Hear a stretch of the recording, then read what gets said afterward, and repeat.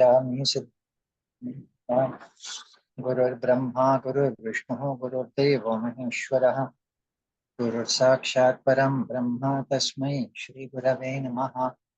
ॐ ब्रह्मानन्दं परमसुखदं केवलं ज्ञानमूर्तिं द्वन्द्वातीतं गगनसदृशं तत्त्वमस्यादिलक्ष्यम् एकं नित्यं विमलमचलं सर्वधी साक्षिभूतं भावातीतं त्रिगुणरहितं सद्गुरुं तं नमामि।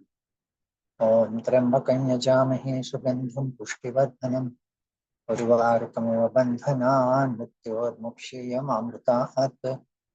ॐ त्र्यम्बकं यजामहे सुगन्धिं पुष्टिवर्धनम् उर्वारुकमिव बन्धनान् मृत्योर्मुक्षीयमामृतात्। ॐ त्र्यम्बकं यजामहे सुगन्धिं पुष्टिवर्धनम् उर्वारुकमिव बन्धनान् मृत्योर्मुक्षीयमामृतात्। सदा स्मेरवक्त्रं कृपापूर्णनेत्रं शिरं दीनमित्रं जनप्रीतिपात्रं सुविज्ञातशास्त्रं कषायाक्तवस्त्रं दयानन्दरूपं मदाचार्यं परब्रह्मनिष्ठं स्वतो धर्मनिष्ठम् अहिंसैकनिष्ठं स्वशिष्यै सुदुष्टं यतीनां वरिष्ठं गुरूणां गरिष्ठं दयानन्दरूपं मदाचार्य सुशास्त्रे चरन्तं सदा सञ्चरन्तं जनान् बोधयन्तं भवादुद्धरन्तं मतान् स्थापयन्तं गुरुन् पूजयन्तं दयानन्दरूपं मदाचार्य कलानां प्रचारं दधानं विनम्रं कारं सतां मान्तारं नमत्तापहारं स्वयं निर्विकारं दयानन्दं सदाचार्य सदा मूर्तिं सदा शान्तिमूर्तिं सदा दान्तिमूर्तिं सदा सत्यमूर्तिं प्रमाणप्रवृत्तिं दिशन्तं सुकीर्तिं दयानन्दरूपं मदाचार्य इदं पञ्चकं यः पठेत् शुद्धचित्तः सदा मोक्षमार्गे नितान्तं प्रवृत्तः प्रसादात् स शास्त्रोद्भवेत् ज्ञानयुक्तः स जीवन्मृतो वा भवेत् नित्यमुक्तः दयानन्दरूपं मदाचार्यमीडे दयानन्दरूपं मदाचार्यमीडे दयानन्दरूपं मदाचार्यम् दयानन्दरूपं मदाचार्य दयानन्दरूपं मदाचार्य।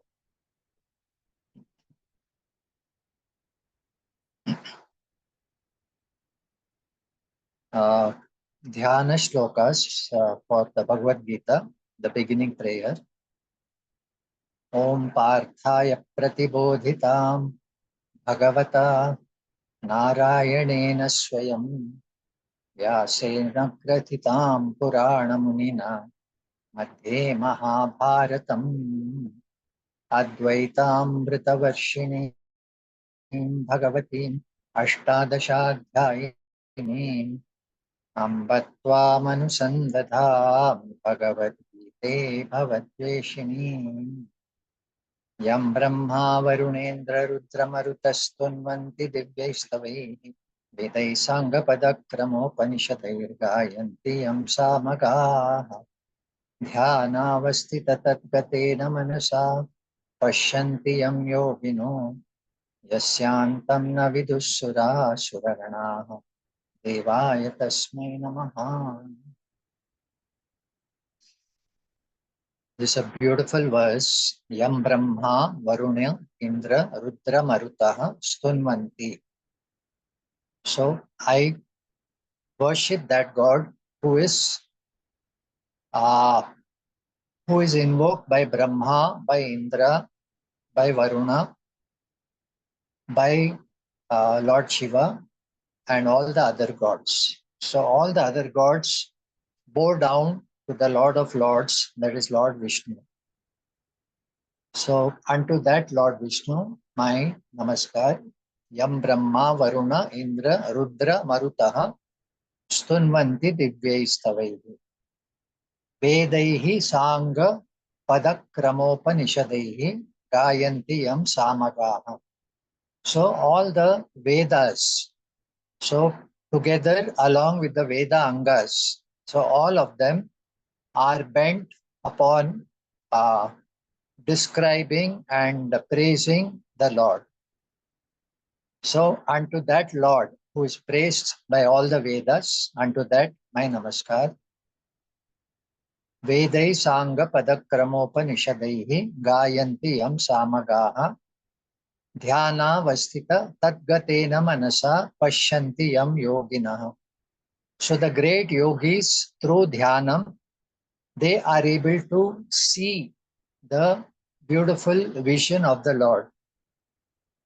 So that Lord whom all the yogis are meditating upon. So unto that Lord my namaskara. Dhyana vastita tadgatena manasa pashyanti yam yoginam yasyantam na vidus suraganaha. So he is beginningless, he is endless. So his beginning and end is not known by the gods and by the asuras, the devas, asuras, and human beings. So nobody knows to what extent the Lord is present. He is all pervading. There is no beginning, there is no end. So nobody knows the end of the Lord. Nobody knows the beginning of the Lord. Yasyantam na vidus suragana devaya tasmai namaha. Unto that deva, my namaskar. Okay. This is also part of the dhyana shlokas in Bhagavat Gita. It starts with Parthaya Pratibodhitam and ends with Yam Brahma Varunendra Rudra Maruta. If you look at the entire Bhagavad Gita, you can broadly divide it into three parts. The first part talks about the Jiva. The second part talks about Ishvara. The third part talks about oneness between Jiva and Ishvara. Okay, the first 6 chapters that we have covered talks mainly about the nature of the Atma. The Atma is aprameyam. Aprameyam, it is cannot be pointed out by the mind. It cannot be pointed out by words. It is aprameyam. At the same time, it is jneyam.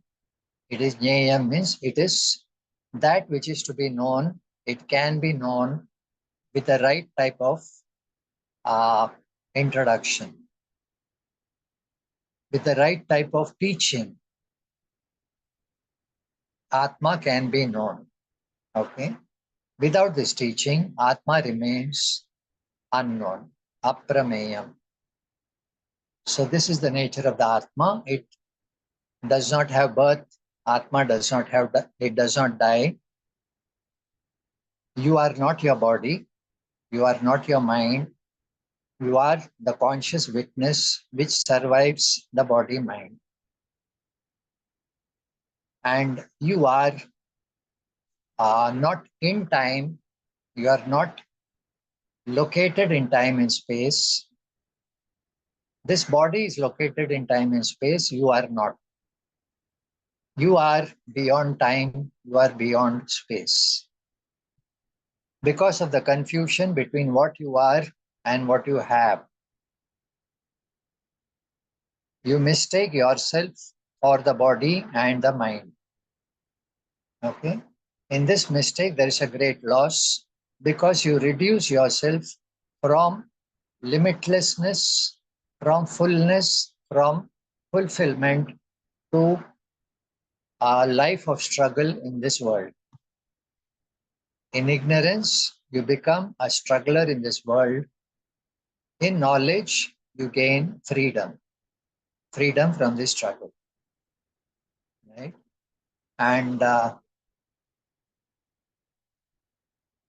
self-knowledge was taught, which is called as Sankhya Yoga. Also, preparation for this knowledge was taught, which is called Karma Yoga. And in chapter 6, Dhyana Yoga was talked about, meditation was talked about. Now, all this is to do with the Atma, that means you, the individual, who are actually limitless, but because of a mistake, you take yourself as a human being.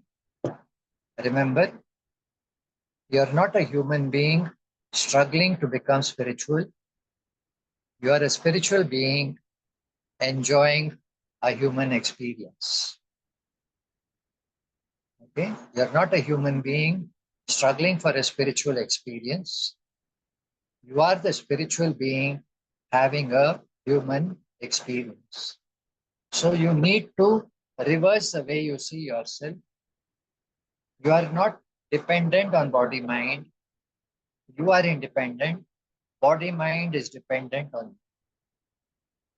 When you have this understanding, you become free from the burdens of birth and death, the burden of joy and sorrow. You become free. This freedom is called as moksha. Arjuna had asked for freedom. He had asked for Shreyas. Shreyas is that which is universally good for everyone. What is universally good for everyone is, really speaking, the knowledge of yourself. If you know yourself, then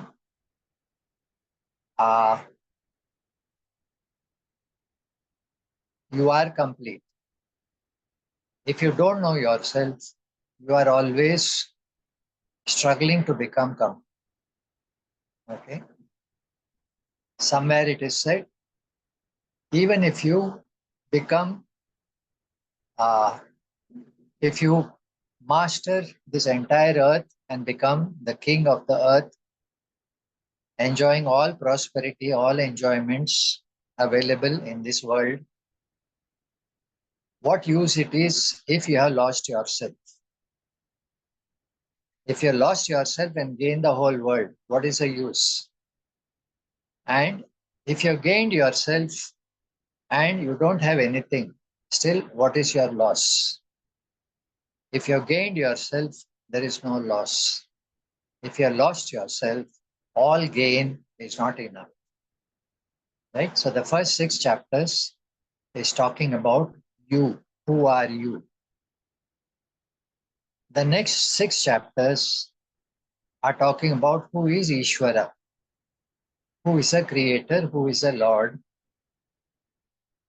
and what is his nature. If you know the nature of the Lord, Bhagavat Gita says, you become one with the Lord. If you know Ishvara, you gain Ishvara, you become one with the Lord. So Krishna says in the 7th chapter,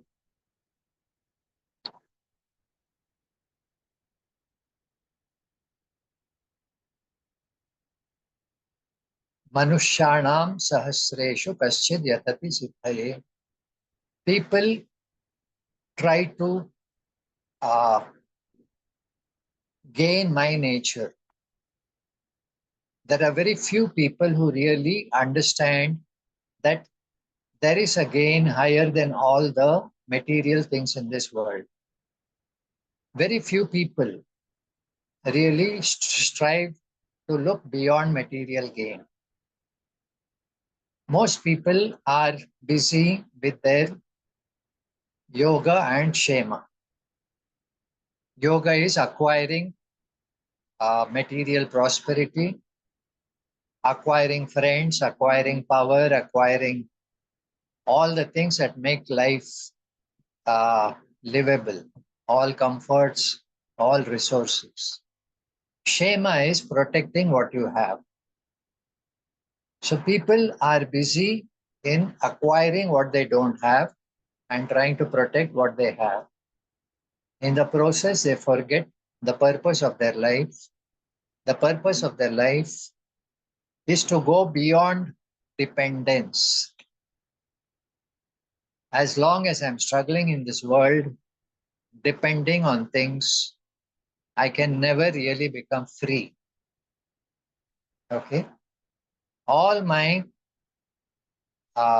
resources that I have, all the things in life which I have, I cannot depend on them. It is nice to have resources, but if I depend on them for fulfillment, I am cheating myself. Why is that? Because all the things that I depend on, they are non-eternal.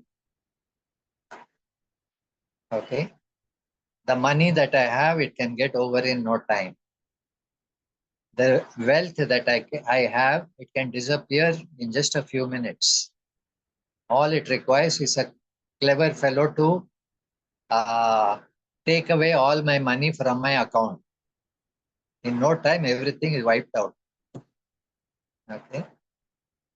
The friends that I have, they may just go away if I do not entertain them. If I'm not entertaining them, my friends get bored, they go away. So I have to keep in touch with them constantly. I have to be after them all the time. Okay. My family also, when I'm old and I'm sick, some people may take care of me, but even uh, they, so they are helpless in the face of death. Okay, they cannot accompany you after the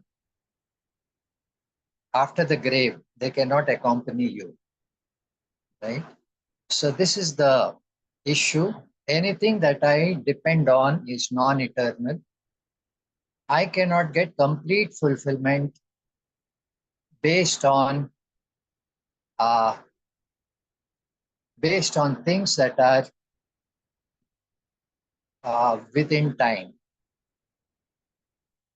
So there are people who say that I want to fulfill myself, not temporarily. I want to fulfill myself for all time. Once I come to this all-time fulfillment, there is nothing more to be achieved. Okay? I can sit back and relax. I have gained everything. There is nothing more to be done. This is called Shreyas, the absolute good. Some people are conscious that there is Shreyas, which I have to work for. Krishna says, a few people work for Shreyas. Even among them, very few people actually gain the Shreyas. Okay? Because the Shreyas involves a secret, the secret of knowing what is the Lord. If you know the real nature of the Lord and if you are committed to Bhagavan, somewhere you can get Shreyas, you can get the absolute good. The question is, we all have some idea about Ishvara, but very few of us have the real knowledge of Ishvara. Okay? We think of Ishvara as sitting somewhere in the heavens and looking down at us and what you can say, controlling our lives. Ishvara is much more than that. Ishvara is said to be in and through creation. He is in and through you. He is in you. He is present in every thought of yours. He is present in every emotion of yours. He is present in every cell of yours. He is right here, right now. Okay? Ishvara is not sitting somewhere in the heavens. He is omnipresent. He is everywhere. If you ask a person from our Indian culture, if you ask that person, where is God? He may not be a learned person. Okay. He may be just a man on the streets.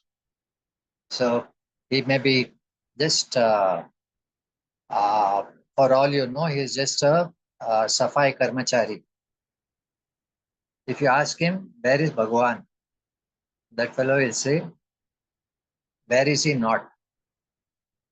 Okay. Bhagwan to sabhi jagah mein, idhar nahi hai. This is our culture that even without any education, we appreciate Ishvara is Sarvam. He is everywhere. He is everywhere. He is in you. He is in me. Right?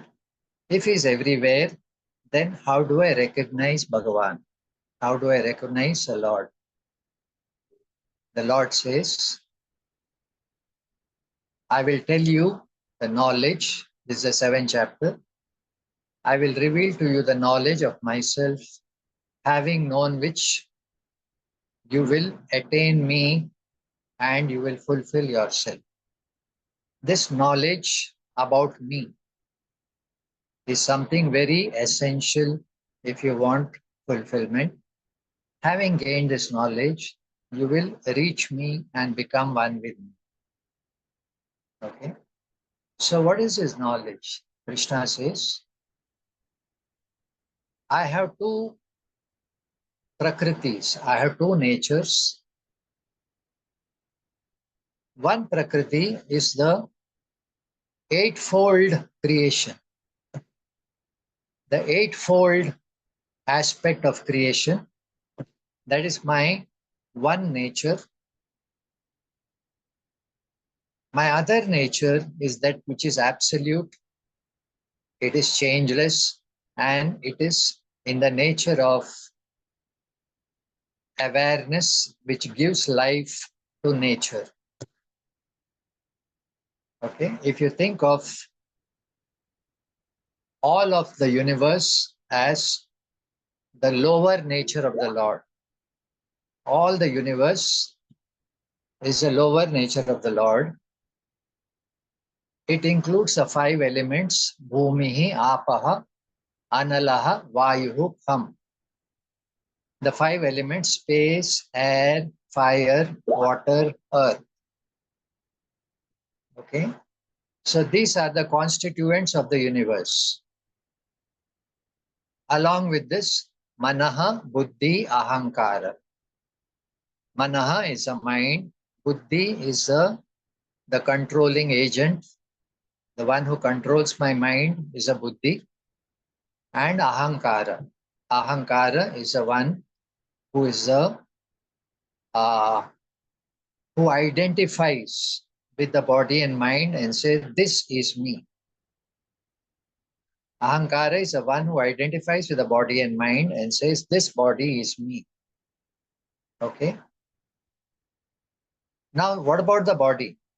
This body is made up of 5 elements. It is made of space, air, fire, water, and earth. Okay. Outside world also is made of 5 elements: space, air, fire, water, earth. Any object you take, it comes as a combination of these 5 elements. Okay, whether it's a mountain, whether it's a river, whether it is buildings, whether it is cities, whether it is countries, whether it is the ocean, whether it is the earth, everything is made up of 5 elements. My body is also made of 5 elements. Okay. Other than these 5 elements, you have this manaha, buddhi, ahankara. So these are the internal faculties that I have. Manaha is a mind, the emotional part of my mind. Buddhi is the rational part of my mind. And ahankara is the one who identifies with the body and mind and says, this is me. So this is the Ashtada Prakriti. The 8 aspects of Bhagavan's Prakriti. It is also known as the Apara Prakriti. Apara Prakriti means secondary nature. Bhagavan says his entire universe is my secondary nature. My primary nature is that which gives life to this universe. That which gives life to this universe. My conscious nature, because of which everything is alive. Okay? The plants are alive, the animals are alive, the human beings are alive, and also nature also is alive. So all this life force comes from my higher nature. So my higher nature is Jiva Bhutam.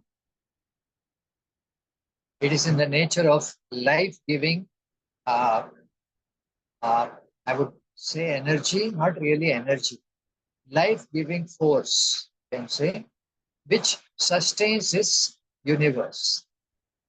Just a minute, I'll just close the window because heavy rain is there right now.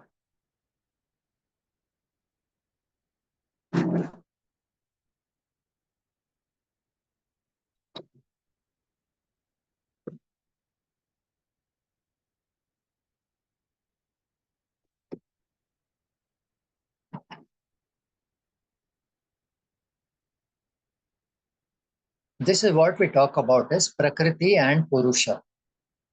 Okay. Prakriti is, you can call it nature. Nature involves the entire changing universe. 5 elements, Mano, Buddhi, Ahankara. This becomes part of Prakriti. Ishvara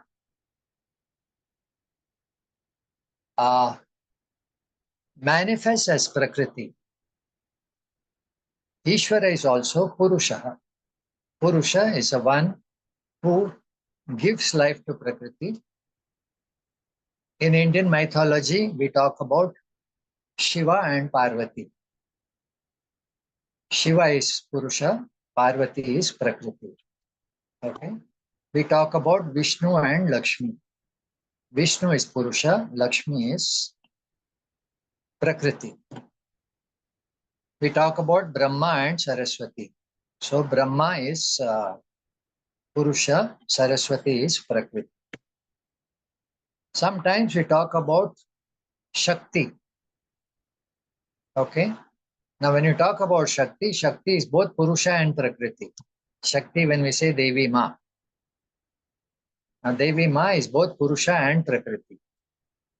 Right? Whichever Devata we invoke, it is not the Devata who is Ishvara. It is the Devata represents Prakriti and Purusha. That Prakriti and Purusha is Ishvara. Okay. Many people dismiss the idea of Ishvara, saying that we cannot prove the existence of Ishvara. Most of the rationalists, okay, they say we cannot prove Ishvara, therefore that which cannot be proved, that which cannot be established as true, so we should reject it as just a hypothesis. It is somebody's concept. We cannot accept it as true. Okay. Now, even among these people, there are atheists and there are agnostics. Who is an agnostic? An agnostic says, I do not know whether Ishvara exists or not. Okay. I cannot prove Ishvara exists, nor can I prove Ishvara does not exist. I cannot prove either way. Therefore, I am open. I am open. If Ishvara exists, good. Does not exist, also okay. This is called an agnostic. An agnostic does not have problems with anyone. He says, you believe what you want to believe. If it is true, it is okay. If it is not true, I am fine with it. What about an atheist? An atheist says, I can prove that there is no God. Okay. Now, this is where we have a problem. Nobody can prove that there is no God. Okay. You only can suppose there is no God. You cannot prove that there is no God. Okay. What are the reasons for saying that there is no God? If God was there, that we would have some understanding of that God. Okay. So where is that God? Where does he live? So is he in some corner of the universe? If he is in some corner of the universe, then does that corner of the universe, did it exist before creation? If God was in some corner of the universe, did that corner exist before creation? If it did not exist before creation, then where was God living? Okay. If that corner of the earth did not exist before creation, where was God? So God has no place to live. Right? Therefore, we cannot uh, accept a God. So God is more of imagination. Right? Again, we see anything that is created. It is a creation not of one person. So many different people are involved in creating a simple thing like a pen. Okay, to manufacture a simple pen requires so many people. One person cannot do everything. If one person does not do everything, think about this vast universe. So it is unimaginably complex. If it is so complex, can there be one person who is responsible for this entire creation? Okay. Imagine how much uh, complex that person's mind must be. So it is impossibly complex. So the concept of God who is impossibly complex is rubbish. Therefore, there is no God. Okay. And if this creation was created by not one person, but by more than one person, that means that person is not all powerful. There are other people who are equally powerful. Right? If one person created everything, he is impossibly complex. If he got assistance from others, then he is dependent on other people. Therefore, he is not almighty. He is dependent. So these are all the questions that come because we don't understand God is not a person sitting in heaven. Okay? God is intelligence manifest as this creation. God is intelligence manifest as the entire creation. Every aspect of creation involves intelligence. Okay? If you have any doubt, look at yourself, look at your hands. Okay? Your hands, there is a bone which is supporting the muscles. Okay? And there are joints because of which you can bend your hand. Okay? You can eat your food. All this constitutes intelligence. Okay? They all meet a purpose. They all fulfill a purpose. So if they fulfill a purpose, there is an intelligence behind it which has designed it. Everything is designed, well designed. Okay?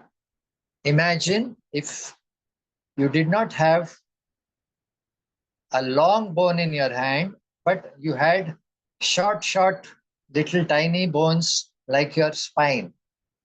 Okay, how your hand would be? You will not be able to lift your hand. Why? It will be hanging. Right? And again, this is what my Swamiji, my teacher, used to describe. Your nose is above the mouth. That is very intelligent, because when you drink coffee, you can smell the coffee. Okay. If your nose was below the mouth, then while drinking coffee, you can't smell it. You have to take it down to smell it separately.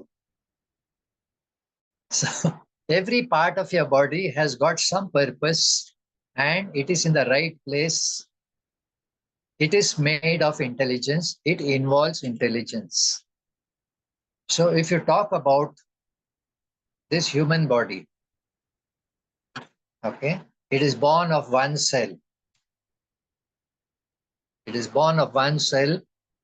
The egg and the sperm came together and formed a cell, and it started multiplying. Right? In that one cell, you have the code for your entire lifetime. That code for your entire lifetime is present in that one cell. Okay? Your genetics determine how long you will live also.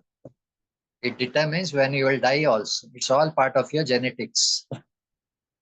It is all in code. So in that one cell, you have the code for your entire physical system, not only for your physical body, but also how it is going to grow up, how it is going to survive, and how long it is going to survive. So every cell has software to develop your body, which is the hardware. Can you get this? Every cell in your body is a software, okay, which develops its own hardware. So much intelligence is present in a simple cell. Now imagine in this universe, how much more intelligence should be present. Okay. Now that intelligence is not away from creation. It is present in and through creation. Just like your software. Okay. Your DNA, RNA, whatever is there, it is intelligence, and it is capable of making your body come alive. Right? The software is creating its own hardware. Think about Ishvara as a software for the entire universe. Okay. What is the material for this universe? Ishvara says, I am the material. What is the intelligence for this universe? Ishvara says, I am the intelligence for this universe. What was there before this universe came about? The Lord says, I alone existed. Okay. I don't require space to exist. Space is created by me. Okay. Space is required for other things to exist. Space is not required for me to exist. I am not located in space. I am the source of space. Space comes from me. I am the seed for creation. So beautiful concept of Ishvara. I am the seed for creation. I don't require any space. I am not dependent on space. I am totally independent. I exist in myself. I don't exist in space, some corner of the universe. This fellow is asking, now, where does God stay? What's his address? One fellow says he is in the corner of the universe. Okay. So that address, is it part of creation or is it before creation? Okay. Again, not only where does God stay, where did God get the material for this creation? This creation requires material. Some religions say God created out of nothing. God created everything out of nothing. Means what? It's a big contradiction. You cannot create everything out of nothing. Can you get this logic? Nothing comes from nothing. Everything requires something. Everything can come from something. Nothing comes from nothing. Okay. So if you say God created out of nothing, that is not a good answer. If you say creation did not come, creation was always present like this. This universe did not come, it was always present. Okay. If it was always present, how come there is an order in the universe? There is an order in the universe, there is cause effect in the universe. All this involves intelligence. How can nature have intelligence if nature is unconscious? If nature is unconscious, how does it have the intelligence? Okay. That itself tells you that nature and intelligence are one. Apara Prakriti, Para Prakriti, both are one. Okay. So don't think of nature as inert nature. Nature is conscious. Don't think of conscious being as independent of nature. The conscious being and nature are one. Prakriti and Purusha are one. Again, if you look into our Hindu mythology, you have the concept of Ardhanarishwara. Ardhanarishwara is the Lord. One part is male, another part is female. Okay, right side, I think, right side or left side, I'm not sure. Okay, one side is male, one side is female. Both of them are together. It's called Ardhanarishwara. So you have Shiva also, you have Parvati also. Okay. So Parvati is part of Shiva, Shiva is part of Parvati. They are not separate, they are one. The same way, nature is not separate from the Lord, Lord is not separate from nature, they are one. Okay. And a beautiful verse by Kalidasa. It says, Vagarthau iva Vagarthaviva Samyuktau. Vagarthaviga Samrto, Vagartha Pradipataye. Vagartha Jagata Pitaro Vande, sir. Jagata Pitaro Vande, Parvati. Wonderful. Wonderful. Wonderful. Just like word and meaning are non-separate. You cannot separate the word from meaning. Okay? Like that, Shiva and Parvati are the parents of the universe. You cannot separate the two. Shiva and Parvati, you cannot separate. They are together always. And Kalidasa says, I bow down to the parents of the universe who are like the word and meaning, and I ask them to bless me with the knowledge of word and meaning. I ask for blessings so that I can gain the knowledge of word and the meaning. Vagartha Pratipattaye, in order for me to understand the full meaning of words and use them. I salute the Lord of the universe, the parents of the universe, who are non-separate like word and meaning. Okay, this is called Ardhanarishwara. Ishvara does not require a location. Again, Ishvara is not a single person. Ishvara is the source of the universe. The entire universe, you can, before the universe came, it was in a seed form. It was unmanifest, unseen. Just like the tree is present in the seed. Okay, you don't see the branches and the roots, but it is all there. Everything is encoded. So Ishvara has a code for the entire universe. It is all present in him. He is a seed for the universe.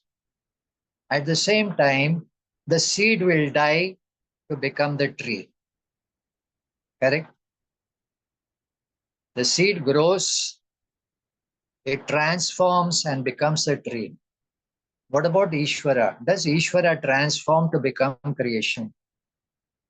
The Shastra says no. Ishvara, one part of Ishvara is transforming. That is the lower nature of Ishvara. The higher nature of Ishvara gives life to all this transformation. That higher nature does not change at all. The higher nature of Ishvara does not change. It is constant. It is Satyam. It is Sat. Before creation, that Sat existed. The seed of creation, which was unmanifest, being unmanifest, nothing was seen. Because nothing was seen, you can say nothing existed. Before creation, nothing existed. When you say nothing existed, it is not really nothing. It is something which is a seed for everything. What you say is nothing existed before creation is actually something which is a seed for creation. That something is not seen, it is unseen. Okay? So nothing does not mean absence. Nothing only means something is unseen.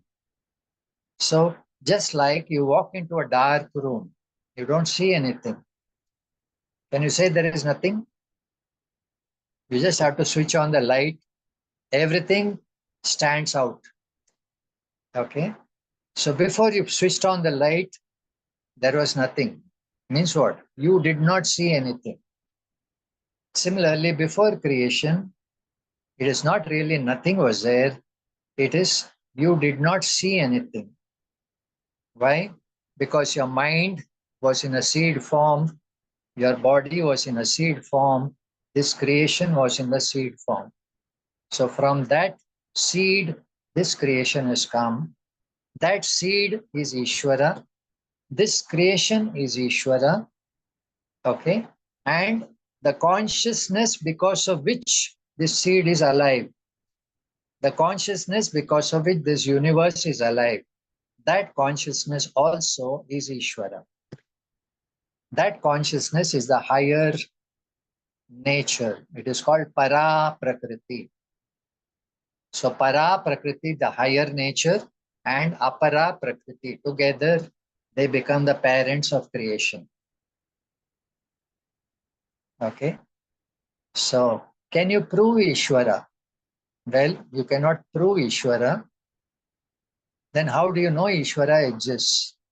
That is because Ishvara himself reveals himself through the Vedas, through the Shastras. Ishvara, when he creates the universe, he also creates a manual for the universe. The manual is a Shastra. It is not a written manual. It is a spoken tradition. It is part of the mantras that are revealed to the rishis. So through the mantras revealed to the rishis, Ishvara reveals his own nature. Okay, he says, I am the lower Prakriti, which consists of 8 aspects, the 5 elements, Mano, Buddhi, Ahankara. And my higher self is that which gives life to all this. It is Jiva Bhutam Mahabaho Yaya Iha Dharyate Jagat. It is a life-giving force which sustains this entire universe. And everything in this universe, every part of this universe, every aspect of universe is filled up by me. I am in every cell of your body. I am in every thought in your mind. I am in every, what you can say, in your dreams, in your unconscious state, in your sleep. I am always awake. I am present, always awake in your waking dream and state. I never go to sleep. Your mind will go to sleep, your body will go to sleep. Okay. The apara prakriti will go to sleep. But my para prakriti is always awake, it is always conscious. I am Sat, I am Chit, I am Ananda. Okay. I am Sat, I am Chit, I am Ananda. Krishna says, look into this universe. In uh, in water, there is a certain flavor. That flavor is my nature. In the sun and the moon, there is brightness. That brightness comes from me. Okay. In the Vedas, that Omkara is presented. That Omkara is my nature. In Akasha, Shabda is a quality of Akasha. That Shabda is my nature. In human beings, uh, uh, human capacity, that human capacity, Paurushutvam, that is also my nature. I am the smell in the fresh earth, in the first monsoon, in the first rain. You find the earth gives out a smell, okay, a very pleasant smell. When you think of that pleasant smell, think of God. Why? Because that I am present as a smell there. So I am in everything. I am the seed for the entire creation. In the strong, I am the strength.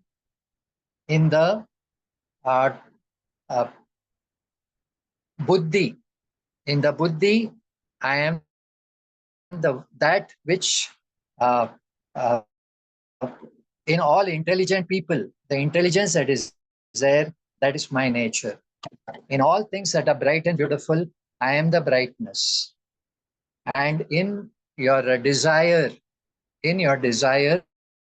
the best type of desire is a desire which is not going against dharma, a desire that doesn't go against dharma. That type of desire also is actually my nature. That means in every emotion, in every thought, in every action, I am present. Ye chaiva sattvika bhava rajasas tamasascha ye. Now look at all things in creation.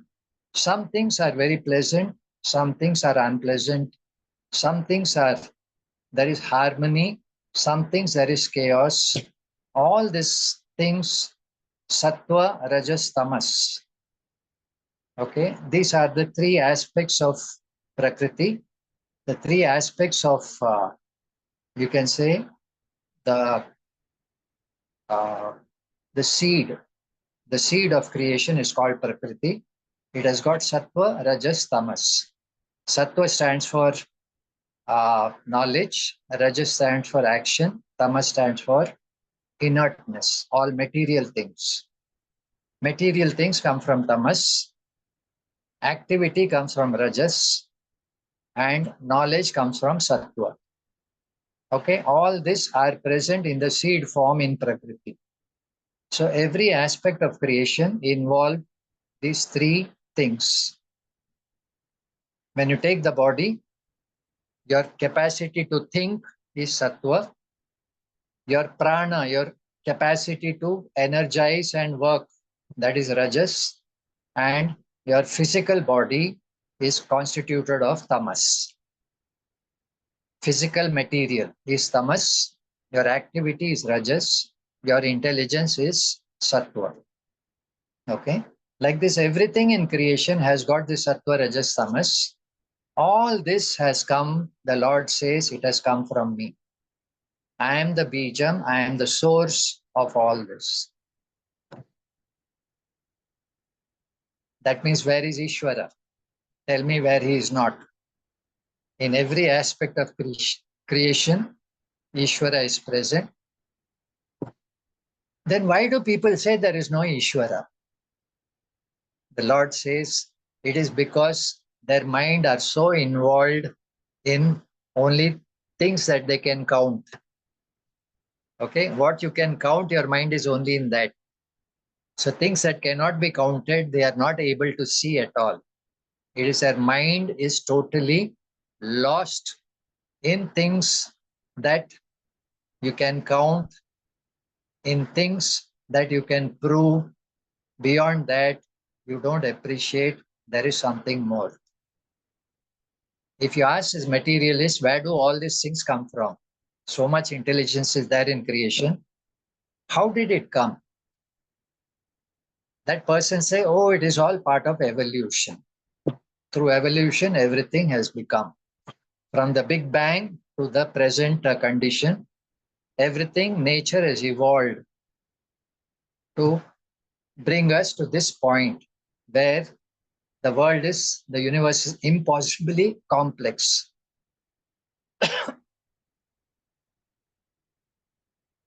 Well, if you studied statistics, please tell me what is the probability of such an impossible complex situation coming through evolution from the Big Bang?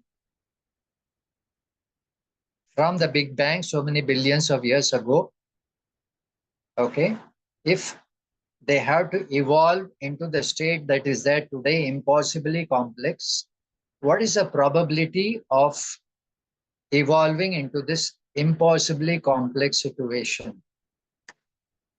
A statistician will say it is impossible probability. What's the probability? In fact, I can't imagine, he says, I can't imagine how it could have come unless there is a designer.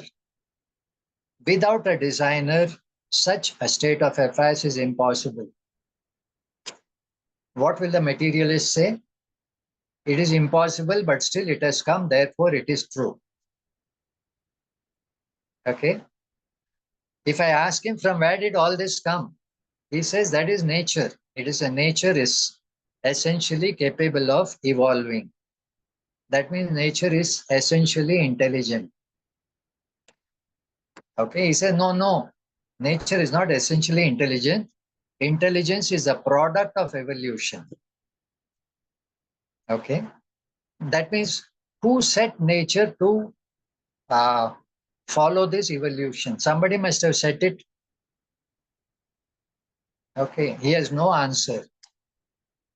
That means you cannot prove the absence of God. That fellow says you cannot prove the presence of God. So we are stalemate. Okay. When there is a stalemate, we have to ask the referee. Okay, third umpire. Who is the third umpire? The third umpire is a Shastra. This is called the revealed knowledge that comes from the Lord himself. If you say, how do you know it comes from the Lord? Well, the Shastra says it is revealed knowledge. The Vedas say it is revealed knowledge. Okay. So from where does it come? It comes from the Lord himself. How do you know it comes from the Lord? Because the Shastras talk about it. Okay. Why should we believe in the Shastra? Because it comes from the Lord. Why should you believe in the Shastra? Because it comes from Ishvara. Why should you believe in Ishvara? Because the Shastra talks about it. Okay. Here also, the whole thing is actually one. The Shastra and Ishvara are not different. Okay. The Shastra and the Ishvara and the creation are not different. Ishvara and your body mind are not different. The whole thing is a play of Ishvara. Apara Prakriti, Para Prakriti. If you understand this concept, Ishvara is not living in some corner of the universe.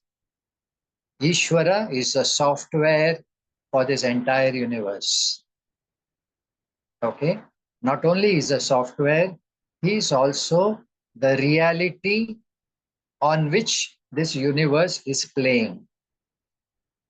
You require a substratum for this play. Okay? This creation is a sort of a play. This play requires a platform. So Ishvara is a platform And Ishvara is also the changing aspects of the play. That means Ishvara is Sarvam. Ishvara is Sarvam. This is what the Shastra say. Sarvam Brahma. Everything is Ishvara. There is nothing other than Ishvara. There is no second Ishvara. There is no, you can say, thing other than Ishvara. There is only Ishvara. This is different from saying there is only one God. Other religions talk about one God. We are not saying one God. What are we saying? We are saying there is only God. There is nothing else. There is only God. There is nothing else. Okay? That God is not sitting somewhere in the heavens. He is right here, right now. He is present in your every mood, in your every emotion, in your every thought. He is the one who is guiding your mind. He is the one who is lighting up your mind. He is the one who is blessing you in every activity. Without him, nothing can move. Even a blade of grass cannot be plucked without his permission. He is the one who gives strength to your hands and legs. He is the one who gives strength to your mind and your body. Okay? He is the one who guides your every action. He is the one who blesses everything. Understand that Ishvara is present right here, right now. And the Shastra says that Ishvara recognize as your own conscious nature. Your own conscious nature is para prakriti of Ishvara.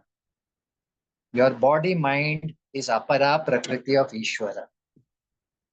This body mind will come and go.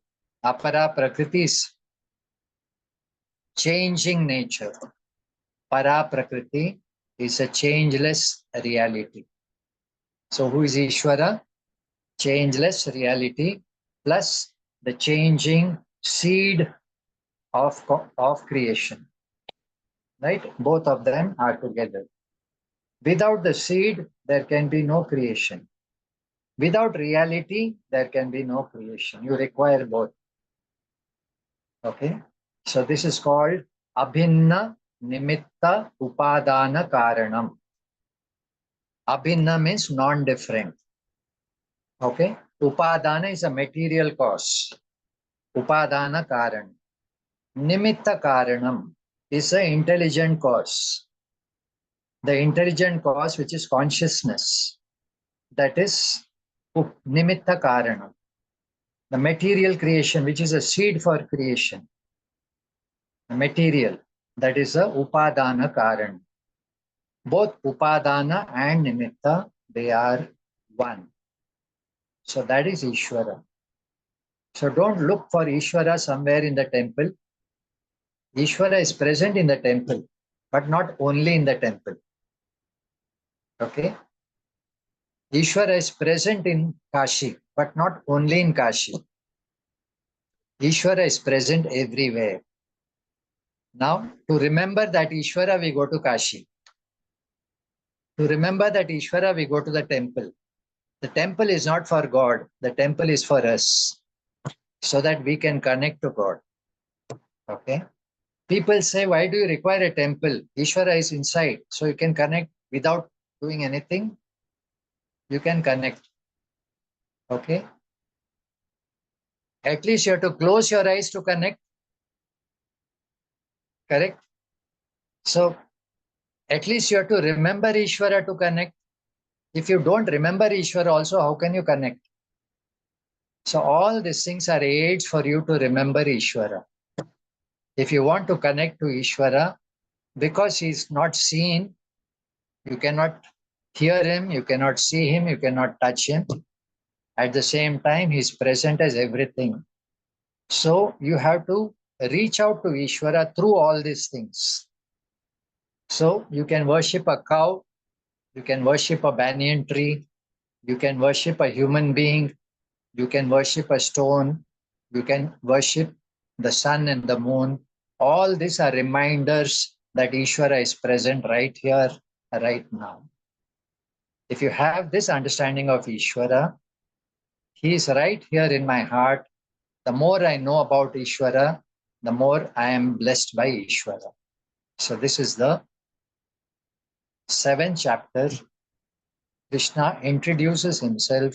I am the Lord of the universe. I am present everywhere. I am present as everything. Right? We'll quickly have 2 minutes of meditation and then time for question answers after the prayers. Okay. We don't have to go very far to reach Ishvara. We just require a reminder, just to remind ourselves Ishvara is everywhere. He is in your house. He is in your heart. He is in your every thought. All our Puranas keep repeating this fact. He is all pervading. Ishvara is almighty. And he gives results for your karmas. When you do the right thing at the right time, you will get the right results. The more I remember Ishvara, the more I am blessed and the more I become like Ishvara. The more I invoke Ishvara, Ishvara is compassionate, I become compassionate. Ishvara is loving, I become loving. Ishvara is powerful, I become powerful. Ishvara is graceful, I become graceful. Ishvara is independent, I also become independent. The more and more I have Ishvara in my thoughts, the more and more I become like Ishvara. The ultimate knowledge is there is no separation between Ishvara and me. We are two aspects of one and the same thing. Sarvam Brahma. Ishvara is everything. Ishvara is in me, is outside, is within, is present as me.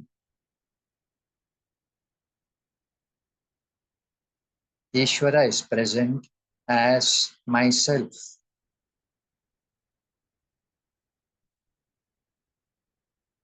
Every thought is blessed by Ishvara.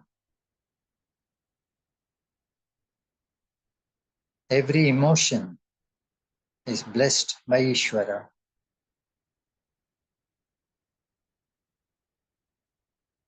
I can never feel disconnected because Ishvara is always connected. I'm always connected to Ishvara. He's right here, right now. He's present as my body. He's present as my mind. He's present as my conscious being. He's present as me. There is only Ishvara. Everything is Ishvara. There is only Ishvara. Only Ishvara. only Ishvara.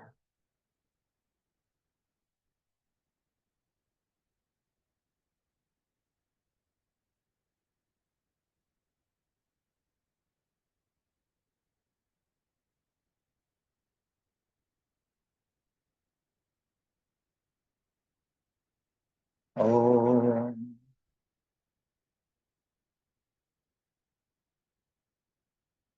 Om Swasti Prajabhyah Paripalayantam Nyayena Margena Mahim Mahishaha Go Brahmanebhyo Shubhamastu Nityam Loka Samasthaskino Bhavantu Kali Varshatu Parjanyah Prithvi Sasya Shalini Desho Yam Shobharahitah Brahmana Santu Nirbayaः Sarve Bhavantu Sukhinah Sarve Santu Niramayah Sarve Bhadrani Pashyantu Ma Kasyit Dukha Bhaveet Asato Ma Satkamaya Tamaso Ma Jyotirgamaya Mrityorma Amritam Gamaya Om Purnamada Purnamidam Purnat Purnamudachyate Purnasya Purnamadaya Purnamevavashishyate Om Shanti Shanti Shanti Harihi Om Shri Gurubhyo Namaha Harihi Om Hari Om.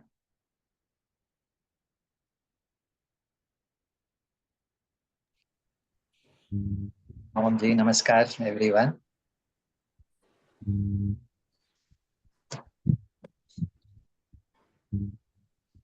Excellent session, Acharya ji.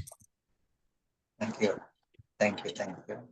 Very But one little this I have. Apara Prakriti is finite. That is the thing that transient. Correct? Apara Prakriti is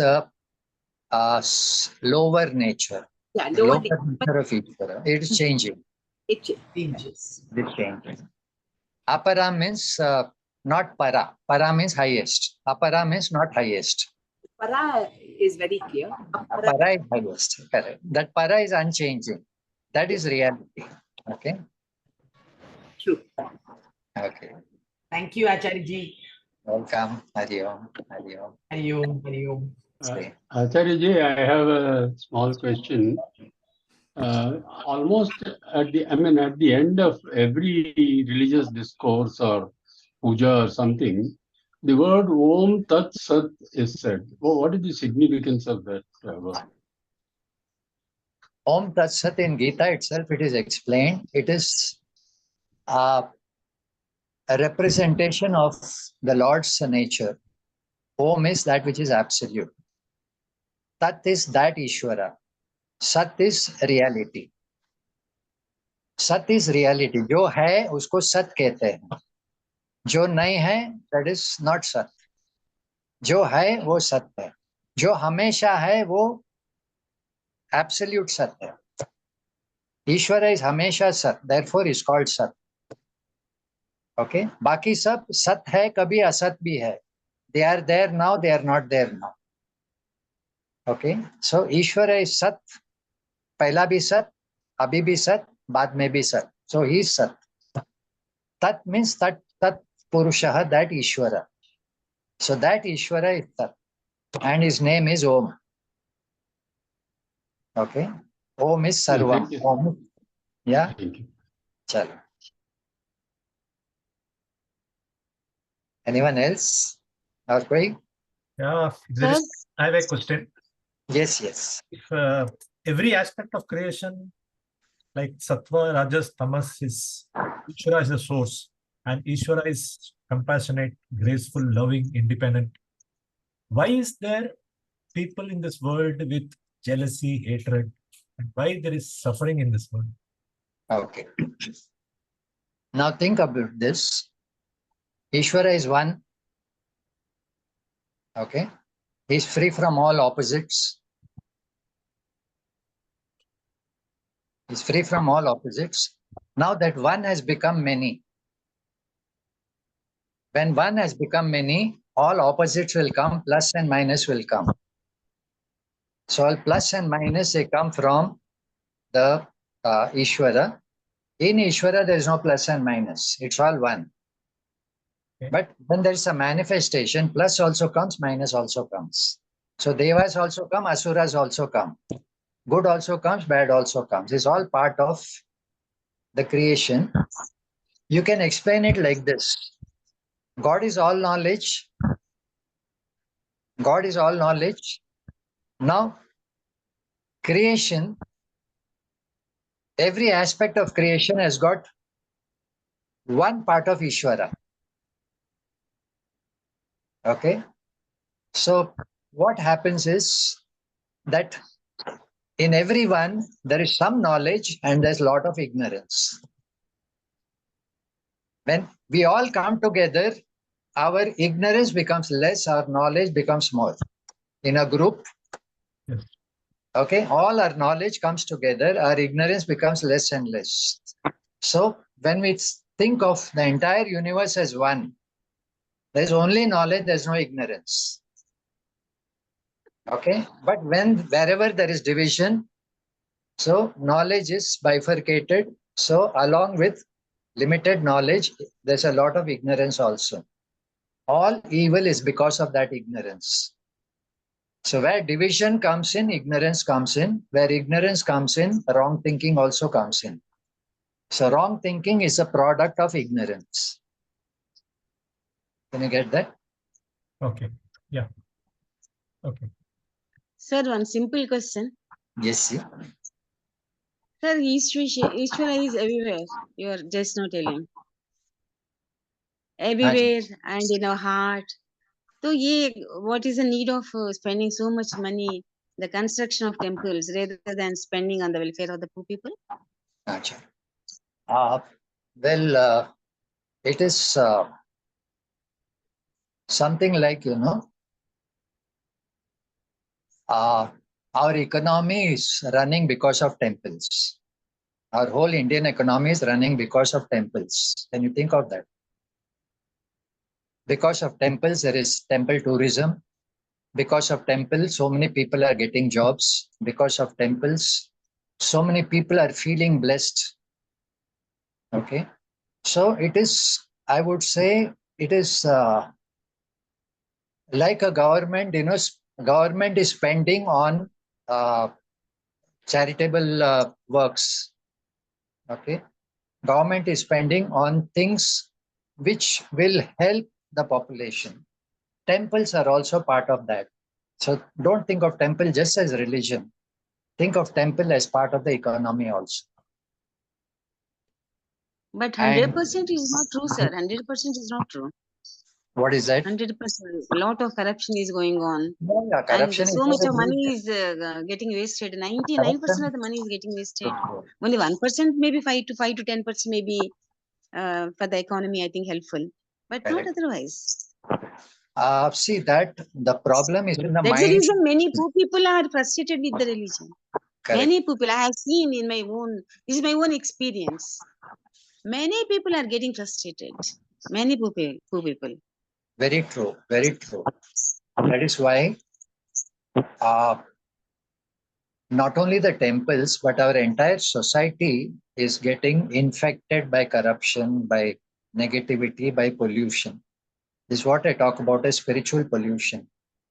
So where there is spiritual pollution, in the beginning, it is very limited area. But as you keep on ignoring it, as you keep on saying, so it is not that bad, it is not that bad. The more you ignore it, the more it becomes. It's like cancer. The more you ignore it, the more it grows. Okay. Somewhere you have to pay attention to that, catch it at the roots. If that is not done, the spiritual pollution will keep on increasing. Not only will go to temples, will come to your house also. In your house also, there will be Yes, sir. corruption. Right? Different new word today I have introduced. Spiritual corruption, spiritual pollution. Exactly. New word. Exactly. New word, sir. I So agree totally. this is what is happening. So even though we go to temples, our heart is not pure. Okay, as soon as we come out of the temple, we are going to back to counting our things that can be counted. So what is cannot be counted, we leave in the temple. We come back only to count और this इतना है, मेरे इतना है, मेरे पास उतना है.